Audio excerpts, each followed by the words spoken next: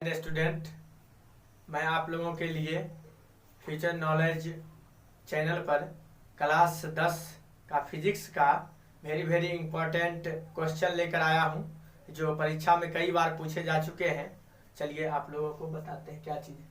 देखिए, प्रश्न है सिद्ध करें कि F बराबर R/2 और किस दर्पण में, तो अवतल दर्पण में। चलिए अवतल दर्पण पहले हम बनाते हैं। देखिए पहले से हम बना के रखे हुए हैं यहाँ पे। अब देखिए यहाँ पर जो है अवतल दर्पण, ये अवतल दर्पण हुआ और ये बाहर से कलई किया गया है। अब देखिए ये जो है अवतल दर्पण का नाम रख दिए हैं M और N। अब देखिए उसके बाद यहाँ पे एक आपतित किरण, ये क्या है, एक आपतित किरण है। अब यहाँ पे लिख देते हैं आपतित किरण, हो गया। और ये आपतित किरण दर्पण से परावर्तन के बाद ये कहाँ से निकल रही है, F से होकर निकल रही है। और यहाँ पे क्या लिखे हैं, दर्पण के ध्रुव, जिससे P से सूचित किया जाता है। और ये जो C है, ये केंद्र लिखा गया है जो C से सूचित करते हैं। अब देखिए यहाँ पे क्या हुआ है कि इसको ना, ये BC जो है लंब है किस पे, तो लंब है ये B पर, बिंदु B पर क्या है, लंब है। इस दोनों को मिला दिया। अब यहाँ पे एक त्रिभुज बन रहा है। अब देखिए यहाँ पे एक कोण बन रहा है जिसका नाम हम 1 रख दिए, इस कोण का नाम 2 रख दिए, इस कोण का नाम 3 रख दिए। अब चलिए इसको जो डायग्राम बनाया गया है और इसको हम पूरे भाषा के रूप में लिखते हैं, तो क्या चीज होगा। सो देखिए यहाँ लिखे हुए हैं, माना कि MN एक अवतल दर्पण है, माना कि, और ये जो है M और N ये कौन सी दर्पण है, एक अवतल दर्पण है जिसका ध्रुव P है, जिसका ध्रुव क्या है, P है। और AB क्या है, आपतित किरण, सॉरी इसमें गलत लिखा हुआ तो इसको ठीक कर देते हैं, आपतित किरण हो गया। अब देखिए जो दर्पण से परावर्तन के बाद प्रधान अक्ष के F से होकर गुजरता है, देखिए ये प्रधान अक्ष जो है इससे F से होकर गुजर रहा है ये किरण, समझ गया ना। अब उसके बाद देखिए यहाँ पे BC जो है, BC वो बिंदु B बिंदु पर अभिलंब है। ये BC जो है ये किस बिंदु पर है, तो B बिंदु पर।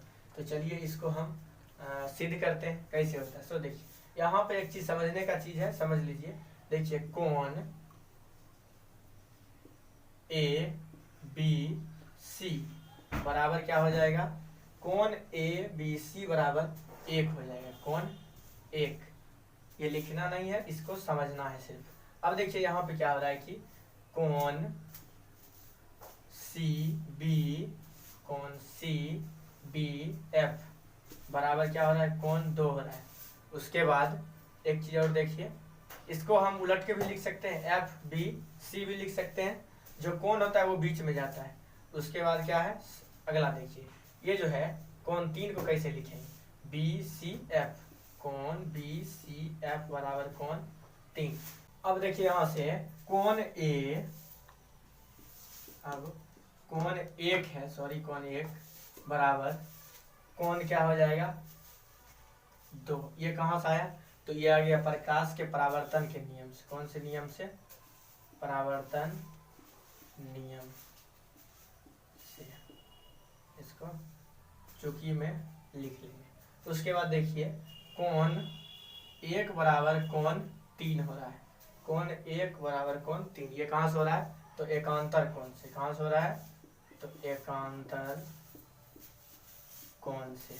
आप लोग क्लास 9th में पढ़े होंगे गणित में कि एकांतर कोण क्या होता है। देखिए कोई दो समतल किरण है, समतल रेखा यहाँ पे, और यहाँ पे एक तिर्यक रेखा होती है, दोनों को काटती है। और यहाँ पे जो कोण होती है, ये कोण इस कोण के बराबर था, सेम उसी तरह यहाँ भी है, ये कोण जो होगा इस कोण के बराबर होगा।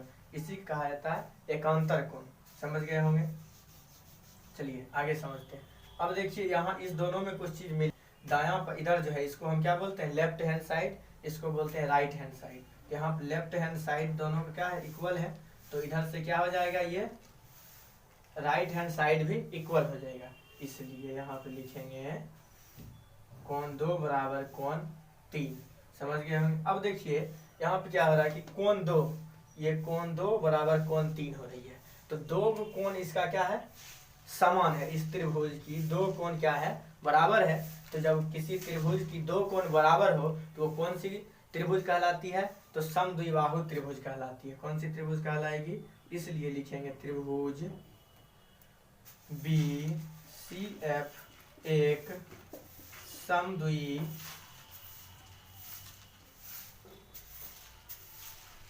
समद्विबाहु त्रिभुज है। ओके, अब देखिए जब ये इस त्रिभुज की दो कोण आपस में क्या है, बराबर है, तो इसके इस कोण के सामने वाले भुजा जो होंगे वो बराबर होंगे, सम्मुख भुजाएं क्या होंगे, बराबर होंगे। अब देखिए कोण 2 का सामने की भुजा क्या है, CF, और कोण 3 का सामने की भुजा BF, ये भुजाएं आपस में क्या होंगे, समान होंगे। तो इसको लिखेंगे, इसलिए BF बराबर BF भुजा बराबर CF, BF भुजा बराबर क्या हो जाएंगे, CF। इसको हम क्या मान लेंगे, समीकरण फर्स्ट मान लेंगे। अब देखिए यहाँ से क्या होगा कि जब ये BF भुजा CF के बराबर होगा तो इसको हम क्या कर लेंगे, समीकरण फर्स्ट। अब देखिए यहाँ पर जो है ये जो B बिंदु है ये P के अधिक निकट है, समझ गए, तो इसको हम लिखेंगे चूंकि B P के अधिक निकट है, इसलिए अब देखिए ये निकट जब होती है BF भुजा होगा वो किसके बराबर होगा, PF का, इसलिए BF भुजा किसके बराबर होगा, तो PF का। चलिए इसको समझते हैं कैसे हुआ। सो देखिए अगर कोई वृत्त है, इसका कोई केंद्र O है, तो देखिए इसका ये त्रिज्या है, ये सभी त्रिज्या आपस में एक दूसरे के बराबर होगा। अगर यहाँ OPQR है तो ये जो होगा OP किसके बराबर हो जाएगा, QP का हो जाएगा, अथवा OQ का, और ये जो होगा ये किसके बराबर हो जाएगा, OR। आपस में सब बराबर है क्योंकि इसके बीच के जो है ये Q जो है R के काफ़ी नज़दीक है और P भी Q का नज़दीक है, इसलिए इस तरह से होता है। तो इसको आप लोग समझ गए होंगे। तो चलिए आगे देखते हैं। अब देखिए यहाँ से जब ये चीज़ हो गया तो एक चीज़ अब यहाँ देखिए जो है ये PF, तो PF बराबर हम क्या मानते हैं, F मान लेते हैं। तो यहाँ से हो जाएगा ये समीकरण सेकेंड हो गया। अब चलते हैं आगे। सो देखिए अब देखिए यहाँ से कि ये जो है ये CP जो है, CP बराबर क्या हो जाएगा, CF जोड़ PF जोड़ P। ये कैसे हुआ, सो देखिए जैसे कि कोई एक ये पूरा लकड़ी है, ये लकड़ी का जैसे मान हो गया, यहाँ से मान लेते हैं CP, ये पूरा लकड़ी क्या है, CP है, इसको दो भाग में बांटना है। तो इसको हम CP जो मान निकलेगा कैसे निकलेगा, इस भाग को जोड़ेंगे इस भाग को, तब दोनों का मान जोड़ने के बाद क्या होगा, पूरा का मान देगा। तो उसी तरह हम यहाँ जैसे कुछ मान लेते हैं, मान लीजिए F मान लीजिए, तो ये CF जोड़ क्या हो जाएगा PF, तब जाके मान निकलेगा। वही चीज़ को हम यहाँ पे समझाने के लिए आप लोगों को यहाँ पे लिखे थे। चलिए समझते हैं। अब देखिए यहाँ से क्या होगा कि कहीं पे हम माने थे, यहाँ देख लीजिए CF बराबर हम क्या माने थे, BF माने थे, तो हम यहाँ पे लिख लेंगे CP बराबर, यहाँ देखिए यहाँ CF है तो CF बराबर क्या माने थे, तो BF माने थे, तो BF जोड़ PF। तो ये जो BF आया कहाँ से आया था, समीकरण फर्स्ट से, तो हम चूंकि में लिख देंगे समीकरण फर्स्ट से, हो गया।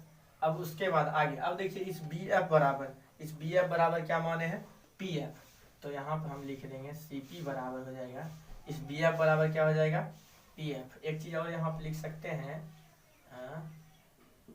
CF बराबर BF, ये आया कहाँ से था, तो समीकरण फर्स्ट से आया था। इस तरह लिख देंगे तो समझने में दिक्कत नहीं होगा, यहाँ चूंकि लगा दीजिए। उसी प्रकार यहाँ पर देखिए BF जो लिखा हुआ है यहाँ पे समीकरण सेकेंड में BF बराबर क्या माने थे, भुजा बराबर हुआ था वो PF का बराबर हुआ था, हम इसके बराबर लिखेंगे PF जोड़ यहाँ से हो जाएगा PF। अब ये भी कहाँ से आया, तो समीकरण सेकेंड से आया था, यानी कि चूंकि हम लिखेंगे BF बराबर PF, ये कहाँ से आया था, समीकरण सेकेंड से। आप लोग समझ रहे होंगे अच्छी प्रकार से। अब देखिए यहाँ पे क्या हो रहा है कि इस CP जो है, ये देखिए C और P, यानी कि यहाँ पढ़ेंगे दर्पण की ध्रुव और दर्पण की वक्रता केंद्र के बीच की दूरी को हम क्या कहते हैं, वक्रता त्रिज्या, जिसको हम R से सूचित करते हैं। उसके बाद अब यहाँ पे देखिए ये जो है ये PF दोनों जुड़ जाएगा, कितना हो जाएगा 2pf। अब देखिए 2pf बराबर हम यहाँ पे क्या माने हुए हैं, f, समझ गए। यानी कि यहाँ दर्पण के ध्रुव और दर्पण के फोकस के बीच की दूरी को क्या बोलते हैं, फोकस दूरी, जिसे हम f से सूचित करते हैं। यानी कि r बराबर हो जाएगा 2f, समझ गए हमने। अब हमको सिद्ध क्या करना है, f बराबर r/2। कहीं कहीं हमको ये भी चीज सिद्ध करने बोलता है r बराबर 2f। अगर ये चीज सिद्ध करने बोले तो यहीं पे सिद्ध हो जाएगा। अगर हमको ये चीज सिद्ध करने बोले तो यहाँ से क्या करेंगे, अब कुछ काम बाकी है, इसको कर लेते हैं। ये देखिए यहाँ पे f जो है ये दो जो है इधर गुना में है, बराबर किस पर आएगा, किस में आएगा, भाग में आएगा।